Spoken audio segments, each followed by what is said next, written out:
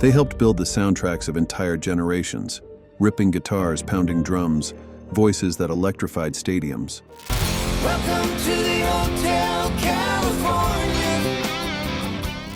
But behind the scenes, fame fractured friendships, egos clashed, money and power poisoned the bond that once held these bands together. After about 3 or 4 minutes, he turned around and said, "Pete, I've got bad news for you." He said, in a nutshell, the boys want you out, and they want Ringo Starr in. And now, even though they're still alive, they're out, cast aside, or they walked away, never looking back. From bitter breakups to silent estrangement, these are the rock legends still breathing, but no longer bandmates.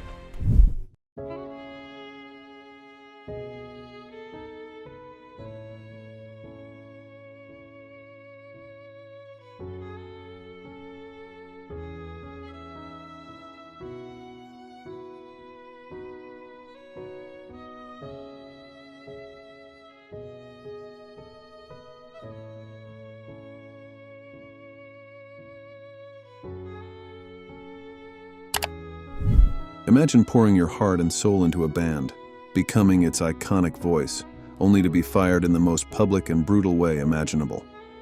That's the story of Tarja and Nightwish. For 9 years, her operatic, classically trained vocals were the defining feature of the Finnish symphonic metal band. They were on the verge of global stardom. Then, immediately after a triumphant, sold-out concert in Helsinki in 2005, the band handed her an open letter.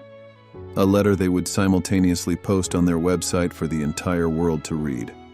It was a cold, corporate takedown, accusing her of a changed attitude and greed. They claimed her husband had turned her into a diva, who no longer shared the band's values. The fallout was a nasty public divorce played out in the press. Tarja was devastated, claiming she was blindsided and heartbroken. The band, meanwhile, insisted it was a necessary evil. It remains one of the most dramatic and cold-hearted dismissals in rock history, a personal and professional relationship terminated not with a quiet conversation, but with a public execution.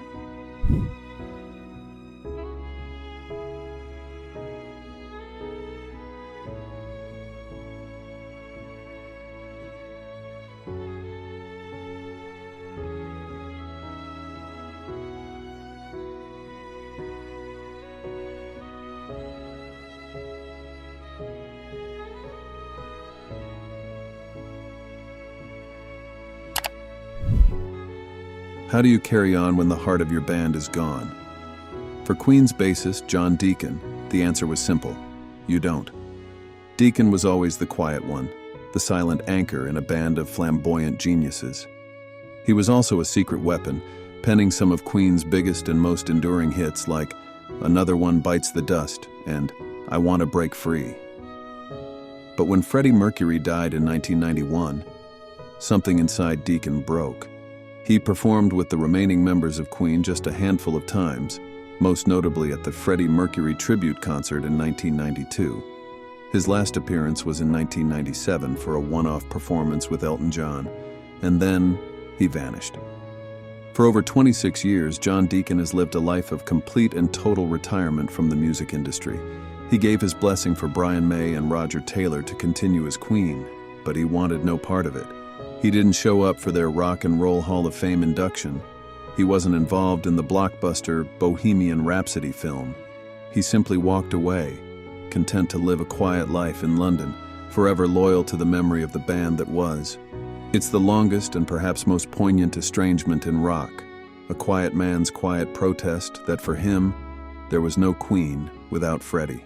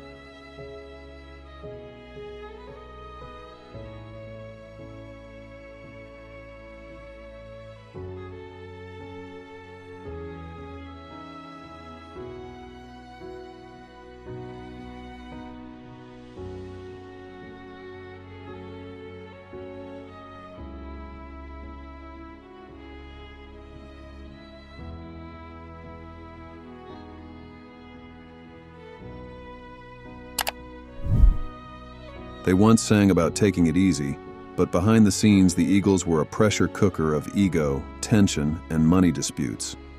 And no one felt that more than guitarist Don Felder. He was the man who wrote the iconic, unforgettable guitar intro to Hotel California, a song that would define the band forever. But by the late 90s, the band's reunion had turned sour. Felder felt he was being treated as a second-class citizen by Glenn Frey and Don Henley, who he claimed were running the band like a dictatorship and taking a much larger cut of the profits. The tension finally boiled over in 2001 when Felder was unceremoniously fired. What followed wasn't just a breakup, it was all-out war. Felder filed a massive, multi-million-dollar lawsuit against the band for wrongful termination and breach of contract. The legal battle dragged on for years, filled with bitter accusations and depositions that laid bare the band's dirty laundry. They eventually settled out of court in 2007, but the damage was done. It was one of the most expensive and legally contentious divorces in rock history. A story that proved that even in the laid-back world of California, rock, business, and brotherhood can be a toxic mix.